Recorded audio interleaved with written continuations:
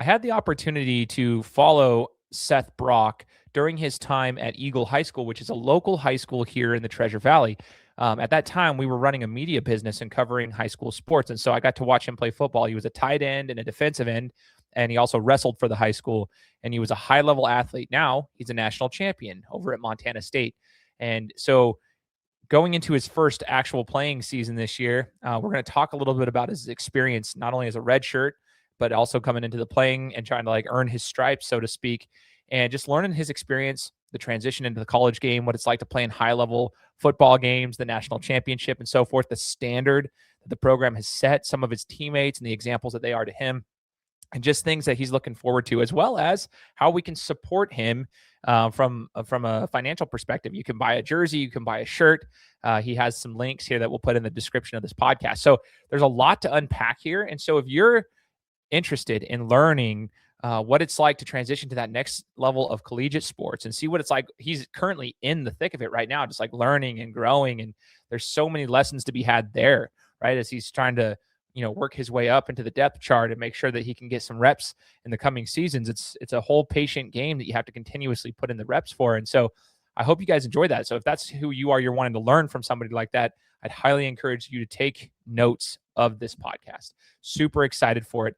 And hey, shout out to all the supporters who have been here, all my sponsors who have been here since day one. I really do appreciate all of you. And if you're interested in sponsoring the podcast and just showing me some support on that front, you want to put your business out here, you want it in front of an audience that can, really benefit you from a branding perspective, hit me up. Let's talk. It's one of those things that I think that I can be pretty affordable for most people on that front. So I'd love to have you, work together with me on that. So anyway, get ready. This is an awesome opportunity to learn from a local guy here from Idaho.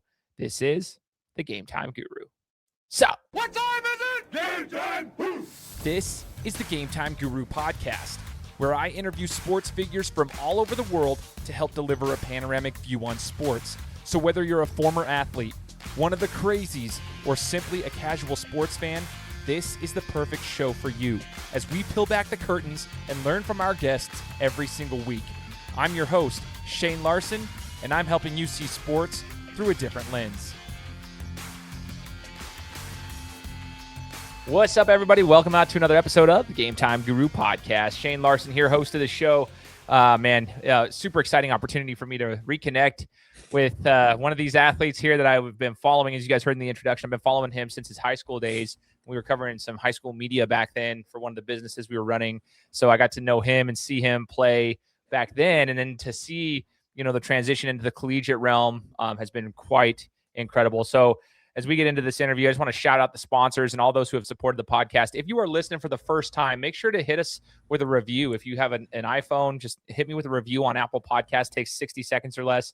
And follow us over on YouTube. We're trying to build out that platform. So if you can help us get more subscribers on YouTube, I just encourage anybody who's listening to this or watching this to hit us with the follow button over there. But joining us is a defensive end from Montana State. He's a champion now. His name's Seth Brock. Seth, thanks for joining the show, man.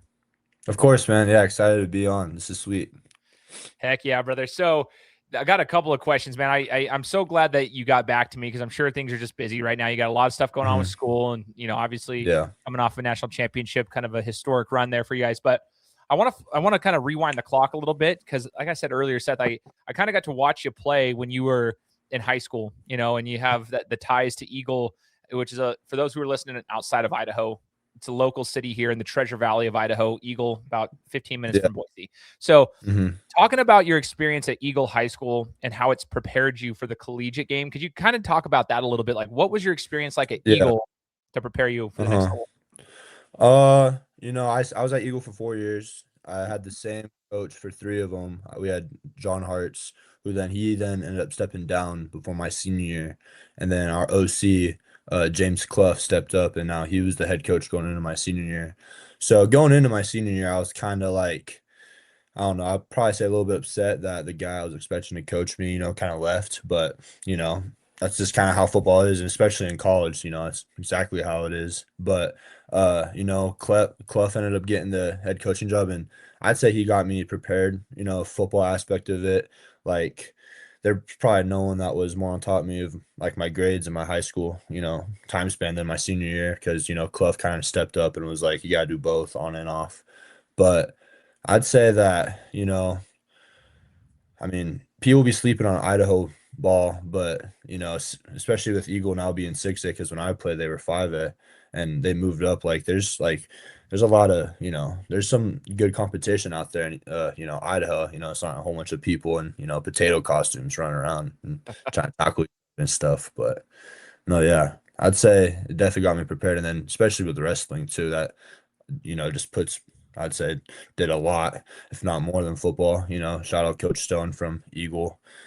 Hope he's still doing good. But yeah, I'd say that whether it's football or wrestling, Eagle did a good job of, keeping it, kind of on that same path of kind of making sure you're ready for the next step, next tier, I guess. I want to kind of, this is so funny, the timing of this. Just last week on the show, I had a guy named Nick Schleckaway on the podcast, and he actually played for Eagle, then he played for Boise State. He's a legend at Boise State, defensive lineman from back in the day. I mean, he played for BSU, and they beat Oklahoma in the Fiesta Bowl back in the day. And it's funny because two guys from Eagle, two defensive linemen from Eagle, kind of doing their thing and talking. So it's kind of cool, the timing. But I want to chat about that. What you just said right there, Seth, was wrestling and football. So we knew you from the football side. You were obviously wrestling. Talk to us about that. Multi-sport athletes. What did wrestling teach you? What were some of the skills it taught you, whether it be discipline, whether it be just hard work and consistency, that has prepared you for college football, right? So some people might not see the correlation. I would just love to see what your thoughts are. Yeah. Well, from wrestling from early age at fifth, sixth grade, it instills a lot of core values in you that, aren't just taught a lot. You got to build them. And wrestling, there's no really better builder than to help you with those in wrestling. And I only originally got into wrestling because I was working some cafeteria lunch job in the sixth grade, and my buddy who was doing it, his dad ran the high school program, and he's like, dude, you should come wrestle. And this is in middle school. So just looking back on that, it's crazy. But I'd say even now when we talk about, O-line, D-line, it's all momentum, counter momentum, having good leverage, using leverage. And what I just said, you can sum up wrestling into all of that, really. Being able to go, I mean, especially for me, since I'm on the edge, I'm on the end of the, D-line. A lot of the times I'm not really wearing any double teams. I'm really one-on-one with the guy. So when you're on a wrestling mat, it's just one-on-one with that guy too. And, being able to hand fight, which is a big thing in wrestling. Every pass rush rep is active violence. You're trying to get his hands off of you. In wrestling, it's the same thing. You're trying to get his hands off so you can get your hands on and all that stuff. But I'd also just say with wrestling comes a lot of adversity, and a lot of it's physical, but a lot of it's mental too. I remember having to cut 15 pounds my freshman year for, a varsity job. I was walking around 175, and I didn't wear shorts that whole year for practice. I was always wearing sweats, and I wrestled 160s. But just going through when you're running around in the same heated gym over and over and over again, and you're listening to the same playlist that you've listened to since freshman, and you know what time, you just know where practice is at based off what songs playing, whole bunch of Eminem, just all that type of stuff. It helps you break through walls, which, in life, you're not going to be able to go anywhere unless you break through walls. And, I mean, life is pretty low in some aspects, and wrestling's a pretty lonely sport, when it comes down to it. So I just think it gets you prepared for no matter what you're going to see in life, I guess, prepared pretty well. So interesting, man. I love hearing that. Yeah, dude, it actually makes total sense too. Just some of the things that just came to my mind. You were talking about hand fighting, right? By the way, just Yeah. simple things. I'm my son who's 9 years old, Seth. He's starting 7-on-7 football, which is now a thing. They're starting him younger now. But 7-on-7, he's starting, and they were trying to teach these receivers how to hand fight with the DBs right off the line, and they don't understand it yet. I'm like, oh, dude, that right there. I wonder if wrestling could help you with that a little bit. Just get your hands off of them because they just can't grasp it. Well, a lot of people don't know is me growing up, in middle school, my freshman year, I thought I was going to be a all-state wide receiver. I was watching Antonio Brown and all that. And I thought I want to be a wide receiver. Then my freshman year, I guess I didn't fit our offensive scheme. So I asked the coach, I was like, can I play something else? And they're like, yeah, go play DN. It's the same thing. When a wide receiver trying to beat a cornerback off of, pressing him, you're just doing that against a guy who's just bigger, but a lot slower. So yeah, nah, that's crazy. I'd say another thing is conditioning too, like being in shape. Because I remember last year, since I redshirted last year, I was more on like the look side of things, like scout team guy through Monday through Friday, Yeah. and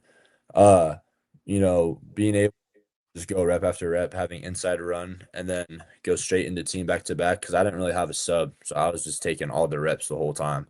So just being able to, be in shape enough for that, and our coaches always talk about like now, like game plan guys. They're talking about like you got 4 plays, 4 All-American reps, go up there, like they don't want to see you gas. So I'd say just having that background in wrestling, being able to be conditioned, is probably more on the beneficial side of things.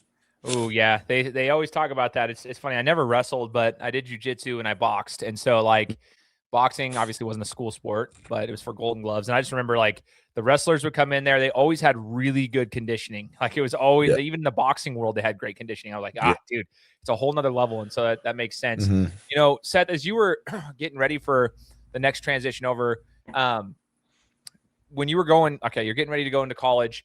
What is the Hmm. transition like? Because I want to talk to some, especially local guys. Like maybe there are some kids here in the Treasure Valley that are listening to this now, or kids that are even at Eagle, and they're like, "I've heard of Seth Brock. I want to hear about him." Hmm. What was the biggest transition for you? Was it academics? Was it the actual physical act of football that was a transition? Like, talk to us about the transitions from going from high school football where you're dominant Yeah. at tight end and Yeah. defensive end, and then you go over here to the collegiate game and you're redshirting your first, and you're trying to get used to it. What was the biggest transition for you?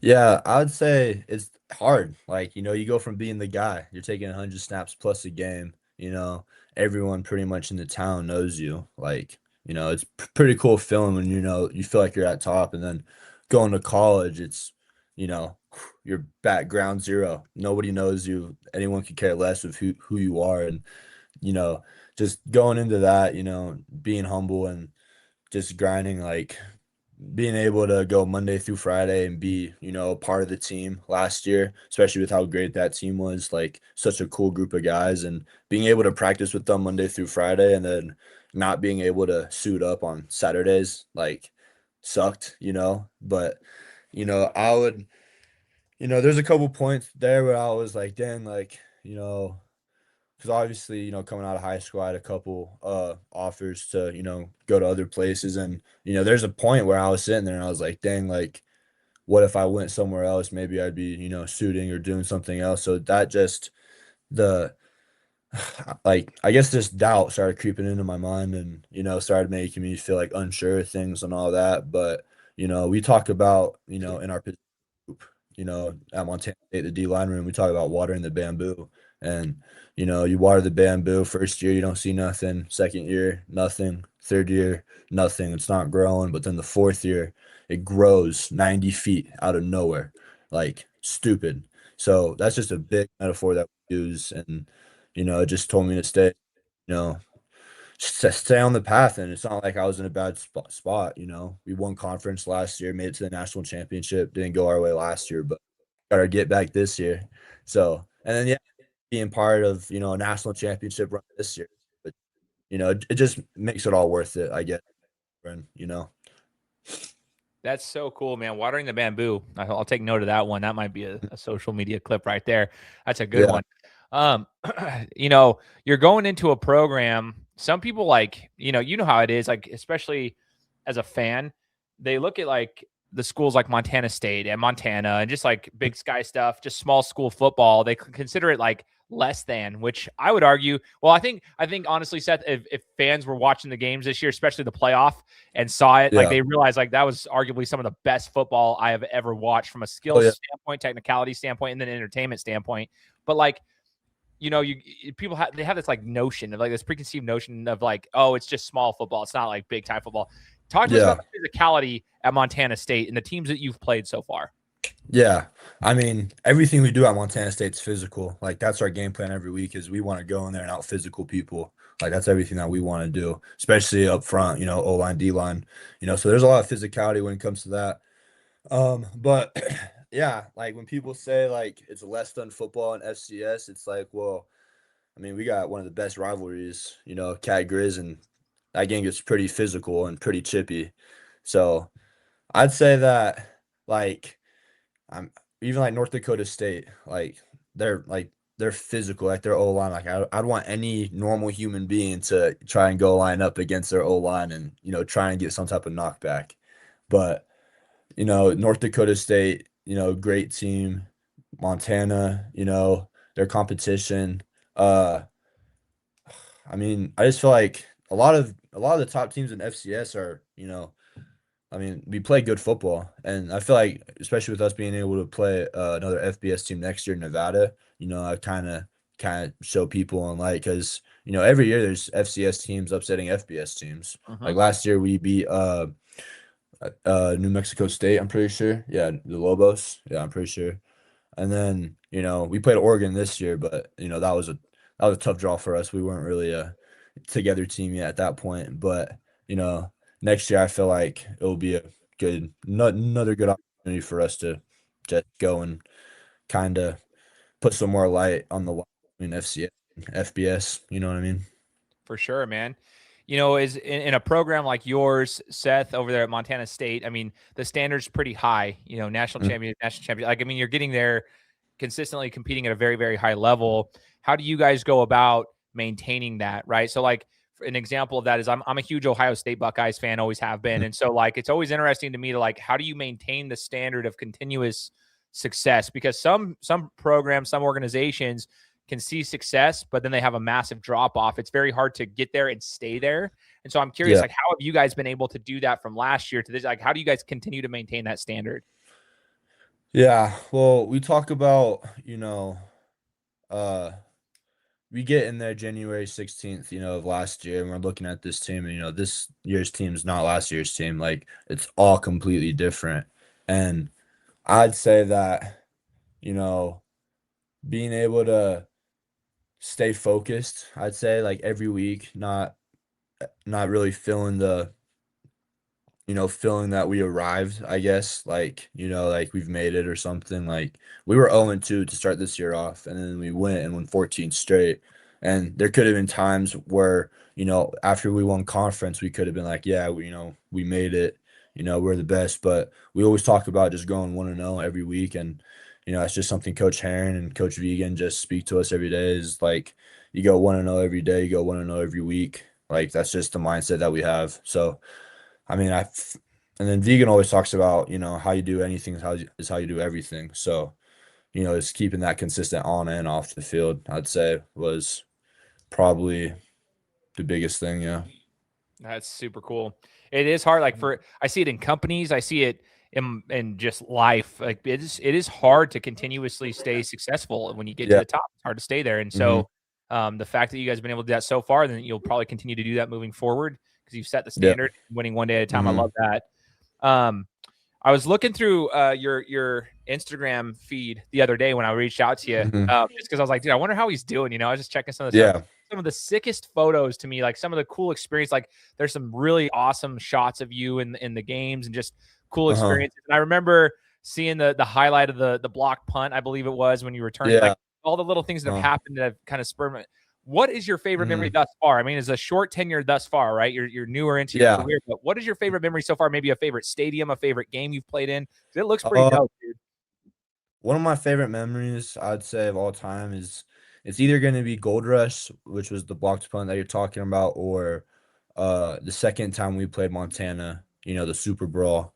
And both those moments are just super special. Like, Gold Rush every year is our opening home game. So everyone comes, they wear gold, pack it out. It's pretty sweet, cool experience. And uh yeah, that play just it was a close game against South Dakota State. It was number 2 versus number 3, so it was a, power fight.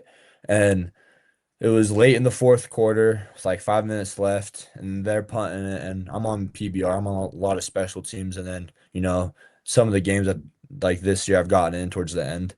Um, but I'm on PBR, and which is punt block return, and they're going to punt it, and two of my teammates, Brock Steele and Mason Deathman, they go and pressure the punter, and then Brock Steele is able to get a clip of his heel. So as he does that, the heel, like he gets just a little piece of him, which messes up like his whole, I guess, like punting motion. So he completely misses the ball, and the ball just hits the ground. And I'm looking at it, I'm tracking it, and it comes right into my hands. And then from there, it was like 10 yards to the crib. And just running into, especially like our Sunny Hall and end zone, which is like our whole student section, that was a pretty sweet feeling. Kind of blacked out for a little bit. That was the loudest I've ever heard it, ever. But that was pretty sweet. And then uh I'd say like I mean, I had against Montana the second time we played in the Super Bowl, I had a strip sack against Ayat in the fourth quarter, which was sweet because my coach put me in there because one of our older guys got tired and I was just next to him. So he said I got 2 reps really like on defense that whole game. And just using those 2 reps, I was able to go out there and show him something. And I because I always be, kind of telling him at practice and stuff. I was like, come on, coach, like you gotta put me in. Like, please, like kind of begging him a little bit on the sideline. And then when he put me in and I was able to do that and just come off, because if you watch it back on the video, I don't really celebrate. I just really go back and I look at the sideline to see his reaction, really. Like, I'm not really celebrating enough. I just immediately want to see him. So he knows that he just saw what I just did. That's really all it was, like just immediate reaction. But yeah. And then I know you didn't ask for it. I'd say like my welcome to college football moment was when we went to Oregon and we're in Austin Stadium, and this is my first game traveling. Like I didn't suit up last year. I didn't go to any games really last year. So that's like my first college snap. And I'm out there. It's it's our kickoff versus their KOR for the first play. I'm on kickoff. And I was like, shoot, it's rocking. Like it's loud, like packed. And uh we're going and I'm running down there and I get no I don't blocks to me immediately. So I'm looking for one of the like backs to come and just try and clean me and take my head off. And I'm looking around and I'm not really seeing anyone kind of coming. So I'm just kind of going free through the middle of the field on opening kickoff. And as the return's getting set up and we're going down there and we're keeping our lanes in my mind, I'm just thinking before it, I really just want it to be like a kick and I run and kind of just get that first wind out, like, like get like, I don't know, kind of just get used to it, I guess, because I haven't played football in like a year pretty much, like in front of people. And as I'm running down there, the returner keeps getting closer and closer to me. And I'm just in my head wishing like someone has to tackle him. Like, I really don't want it to be me. Like, I really don't want it to be me. And he gets closer and closer. Now this guy's like 15 yards away. Like no one's gonna tackle this guy. Like I gotta go hit this guy right now. So then I run out there and I mean it wasn't the best tackle ever, but I throw my body at him and I get him down and you know I was pretty stoked after that because that was pretty sweet. First play in a year and I was able to go out there and do that. So I was pretty stoked after that. But yeah. I'd probably say those 3 moments were pretty surreal for me this year. That's so cool to me, dude. Like just like hearing it from your perspective. That is so cool. Autzen Stadium, by the way, I went there last year for a Buckeyes Oregon game. Came down to the wire, but anyway, that's a pretty honestly one of my top stadiums I've been to. I like that atmosphere. I like this Yeah. fan base. I was like, you know what? Even as an opposing fan myself, I was like, dude, they knew how to like celebrate Yeah. there. They were fun. It was a fun little group, fun crowd, and it was a sick stadium. So give them Yeah. some credit. It's cool you got to play there, man. That's super Yeah. dope, dude. What cool experiences? One thing that you said I want to make sure I pick up on because you said you got 2 snaps right in that game and like you Mhm. maximized the opportunity, right? This is what I think a lot of these athletes need to understand. You were like top of the line in high school, right? So it's like you said at the beginning Yeah. of the podcast, going into college, like you're no longer the top dog, but you got to work your way through and figure it out. So you're now you're earning your reps. Mhm. So some people don't understand that like you're going to have to go in there. You're used to X amount of snaps a game. When you're in high school, you've kind of made your way through, you've earned it. Now you're getting maybe 1 or 2 snaps. And you've got to make sure you take advantage of those. So Mhm. my question is, I tell people like this, Seth, when I'm a shooting coach for basketball. So I'm like, hey, you're going to Yeah. get 500 shots up a day. That is literally the standard. You've got to get 500 shots up a day. That'll take you an hour and a half. And you've got to do Mhm. that. That's minimum. And then you might only shoot literally 50 times in a season. But Yeah. but there's a reason you do it so that you can, maximize and optimize those opportunities.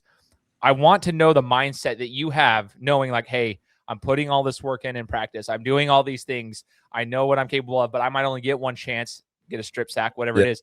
How do you get your mindset right to be able to optimize and maximize those opportunities? I'd say it really starts, Monday through Thursday, I'd say, in the week. because you can't think just because you're not the starting guy that things might not happen, like things won't happen, and you might not get a chance to go and play. So like that doesn't mean you just don't got to be involved in the game plan at all. So being able to stay locked in on the game plan and practice too, because towards the end of the year our D line got banged up a little bit, and so I was taking a lot of practice reps, which then on Saturday I wasn't taking a lot of game reps, which, people can feel a certain way. I knew I certainly was a little bit, but, you know, it's all about timing. And, when it's someone else's time, it's someone else's time. And when it's your time, it's your time. So it's just about when they give you that chance, it's like, what are you going to do with it? So, it's, I don't know. And, going in this next year, because we had a pretty stacked deal, our D line from, 2024 to 2025 didn't really change much. We lost Brody Greeby, who was pretty legit. And then our D line pretty much stayed the same. So, the standard was still there. Like, it's not like anything was new or that there's any like big changes or anything. But after this year, we have two defensive ends leaving who are seniors, and then two interior D tackles who are leaving out too. So all of our starters pretty much they all graduated. So going into this next year, I'm pretty hopeful for what it looks like, going into it. And, just I don't know, just, thinking of how I'm going to maximize, I guess, the opportunity, I guess, going into this year, because college football isn't forever. You only have so long to show what you're capable of and hope you get to have another shot. So, yeah, I'd say that not getting what's the word I'm looking for? Not getting upset with yourself, or, you know, not getting complacent because you don't see results immediately, I'd say is the biggest thing. Because bring it back to what I was saying, like one person at one moment it's your time, high school it was my time, I was killing it. Come to college, someone else was living in their time. So it's, just waiting for mine, I'd say. Dude, timing is everything sometimes with it. And that's a life skill and a life lesson Yeah. to take in. Like you might you go from one job to another. I'll just give you an example in my own world. Director of marketing at a big company. I go over there and it's like you got the title, but you're still learning a new company. It's almost like going to a new team and you're learning a new industry. And it's like, whoa, you're like bottom of the Yeah. barrel, even though your title's high, Hmm. you got some high Yeah. expectations. You still have to learn. You're like the newbie. And that happens in Yeah. life in a lot of different ways. And so, first time parents, when they have a kid for the first time, all of a sudden they were like living their life. All of a sudden now they're like newbies to being a parent. Like their timing is Yeah. everything. Sometimes you just got to kind of like wait your time and make sure that you maximize it when the opportunity comes. Yeah. I want to know what it was like for you, Seth, in the national championship game. Was arguably, like I said earlier, one of the best football games from an entertainment standpoint, from a technicality standpoint, just Hmm. amazing game of football, and the passion and Yeah. the drive and the storylines behind both programs, like Mhm. the Cinderella stories and everything, just like everything coming together. But what stood out to me, dude, you guys had your backs against the wall. Like, I mean, you were up, then you're down, you're up, and it's like, but then like at the Yeah. very end, backs against the wall, almost down and out, dude, but you keep swinging. And like, it's just like, dude, at some point something's going to give. And then all of a sudden, no, like they keep firing back. So what Yeah. was it like being part of that from a player's perspective and not getting like, I mean, I'm sure there's nerves, but like, how do you still Yeah. stay focused at the task at hand? Yeah.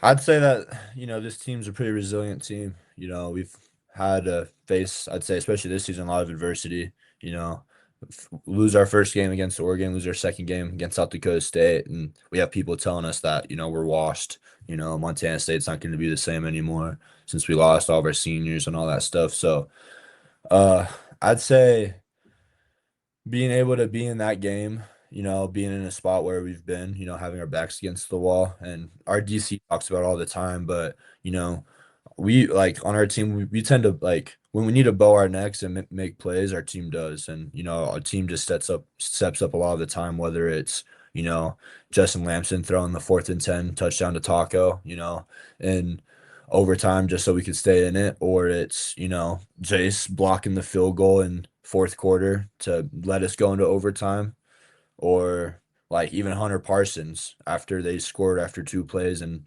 overtime and they're going to kick the extra point to make it 35, he blocks it. Like, and those are little things that, you know, I feel like we just emphasize like every week on being able to, you know, take control of, I guess, and just having faith, I'd say, like faith in one another and not doing it for anyone else, but doing it for us. Like, because out there, we were all doing it for each other. Everyone was playing their best ball for the person next to them. So being on a team like that is pretty special because you're not really on too many of those teams where, you know, the person next to you is literally willing to give their all, like, and their absolute all for you. So that's something pretty special at Montana State that we have. That's super cool, bro. And then I want to ask that, like, out of all the teammates that you've had thus far in your, early into your career, who's a teammate that stands out to you, and what's something that they've taught you so far?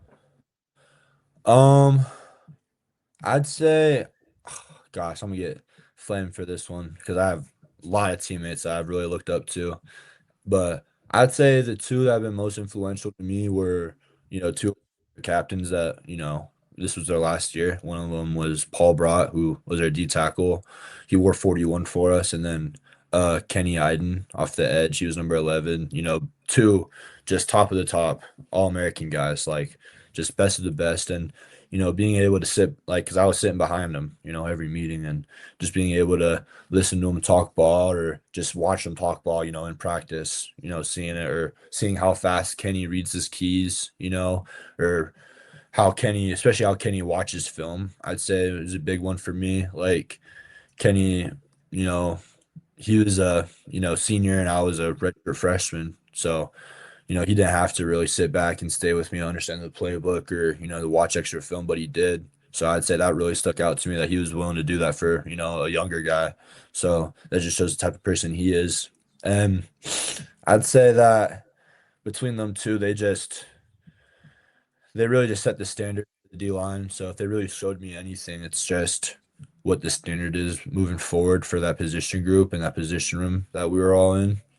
But yeah, that's what I'd say is that they just did everything the right way. And the cool thing about it is they didn't start off as, the perfect, the perfect player who got recruited. They did their fair share of, doing shit and, may or may not have gotten in trouble, but just how they like flipped, halfway through their career and just became, team captains. Like our coach even talks about it. He's like, if you would have told me in Kenny and Paul's, younger years that they would have been team captains, I would have laughed in your face.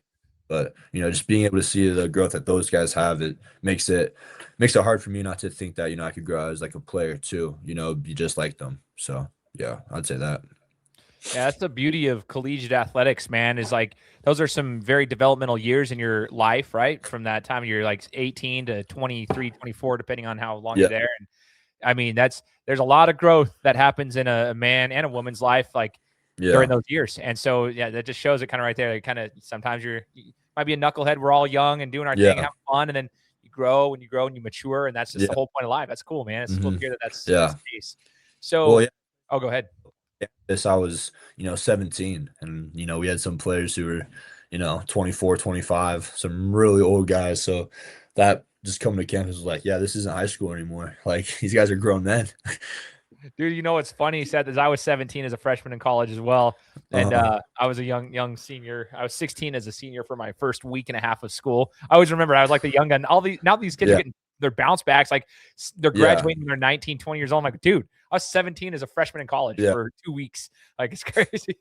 And then all these guys are so big and so like just they're developed. You know what I mean? They're just Yeah. adults, not little Yeah. kids anymore. Birthday? What was that? You have a September birthday? August 28th. August. See, I'm August 9th. Oh, are you really? Yeah. It was just funny because I remember our first day of school in college at Boise State, my freshman year was August 16th. And so like Uh-huh. for the first 2 weeks of school, I was 17. People were like, Yeah. what? I'm like, yeah, dude. that's, that's how it was for me. I don't know. Now you got sophomores who are 17 years old in high school. It's weird to Yeah. me. Crazy. Um, Seth, so as we start to get towards the end of the interview here, I just want to ask, like, if you can give some advice to those who are kind of think, okay, college, what's a day in the life of a collegiate athlete, like a student athlete like yourself? I mean, you had class, there's a lot going on. You got to prioritize your time. So what's a day in the life look like for a collegiate athlete so they can have an understanding? Yeah. So let's say that we were, still in season, and let's say it was about like a Tuesday. Uh, Wake up at around like 6:20ish, get to the facility before meetings, and meetings vary, you know, based on the day. But we usually leave about 10 minutes after regen starts, and or not regen, but like the training room. And the training room usually is open an hour before meetings. So we get there about 30 minutes before meetings, and we have meetings at uh about like seven probably about like 7:45, 8 o'clock, and go through meetings, have practice from uh around like 9 to 11. Then we have class from 11 to 5, and then class isn't through 11 to 5, but I have certain blocks that are scheduled off for class, and then the rest of it I usually just stay on campus, get some food, hang out, and then I come back at 5, and we go through practice film that day and start reviewing through game film, and then go home, and that's when you do all the extra stuff that you're not getting told to do, like watching your own film, and maybe looking the playbook if you're unsure about certain weekly installs and all that stuff.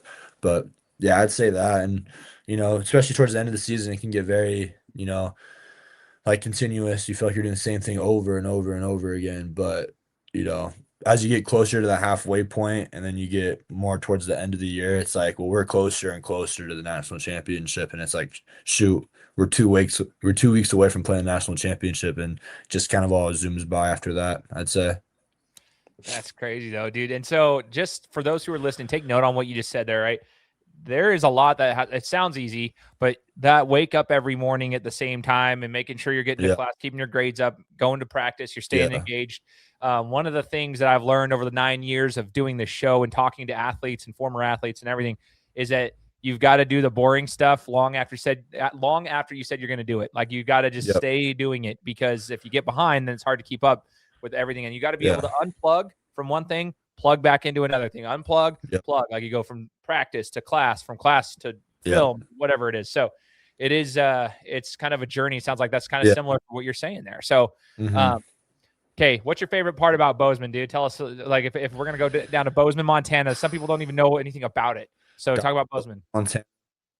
I would, if I was coming to Bozeman, Montana, I'd definitely come on a Saturday, watch some of the best football you've ever seen, and then probably go downtown after the game, celebrate at our bar or something.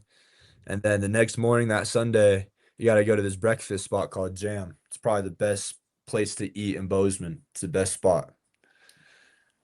Dude, That's what I I'd say. I was in charge of an itinerary. That's what I'm making for someone. I dig that. So we gotta give a shout out to them, man. I mean, if they're not sponsoring you, they Hmm. better do it now for NIL. They got But to, got to. okay, dude, I've only been to Bozeman once, believe it or not, and that was for a Mhm. basketball tournament I was coaching in 2 years ago. Oh, And man, nice. I don't even remember what place we went. It was like a barbecue joint that was like downtown, Uh, and it was like freaking bourbon or good. something. What was Yeah, it called? like bourbon. It might have been, Yeah, could have been. I there's don't a know. couple good. There's a couple good places out here. Yeah, it was pretty solid. I was impressed with the little, like, the college town feel Yeah. of what the place is like. I was like, okay, Uh-huh. I kind of dig Or this. even like with lunch, you got if you're feeling more like a lunch food, you gotta go check out Sidewinders. Cool little burger spot. Got some good appetizers. Okay, so okay, if you guys are Yeah, listening and we're tagging these people, you gotta be getting some NIL stuff here. I'm You gotta sponsor, get some free food telling out of you, that it's the place. one. I love it, brother. So last thing is NIL. I know you have some NIL gear on your Instagram page and so forth, so that people Hmm. can support you there. I don't know what you're like. Are you into the NIL space? Like, what is that? Like, what is your thoughts on that? And how can we support you in that regard? If there's listeners to the podcast that want to Yeah. support you on that front, Um, I'd say in regards of NIL, I have a couple shirts, jersey, but in regards to supporting me as, individual, as a person, as an athlete, I'd say just staying tuned in, and, you know, maybe go follow the Instagram, stay up to date on what we're doing. But NIL, especially with FCS, the NIL, it's still there, it's still prevalent, but it's sure. not as involved as some of these bigger FBS teams. So yeah, I'd say, yeah, the links are on my Instagram, and yeah, do whatever you want. I'm not really one of those guys that's like, oh, gotta go check it out. But if you're interested and you want to cop a jersey, the link's definitely in there. Let's get it. All right, man. Yeah. Well, Seth, I appreciate your time, brother. I'll let you get back to your day, man. I really do. I'm Appreciate it. stoked that we had this opportunity. Yeah. But yeah, I just want to say thank you so much for joining us. And for Mhm. those who are listening, make sure to go follow him on his Instagram. If you guys want to support him there's jerseys or shirts you can buy from him if you want to Mhm. support him that way. And then, hopefully we can reconnect in the future, brother. And we'll see, Let's I'm do it. looking forward to seeing what you do moving forward in your career. Yes, sir. Thank you. Appreciate you, brother. For those who are listening, make sure to tune in because we'll be coming to you next week with another interview. Take care. Guys, thanks so much for listening to another episode of my show. Now, if you could go and do me a favor, head over to iTunes, give me 5 stars, and leave me a review, it would be greatly appreciated. Thanks, guys. Appreciate your support.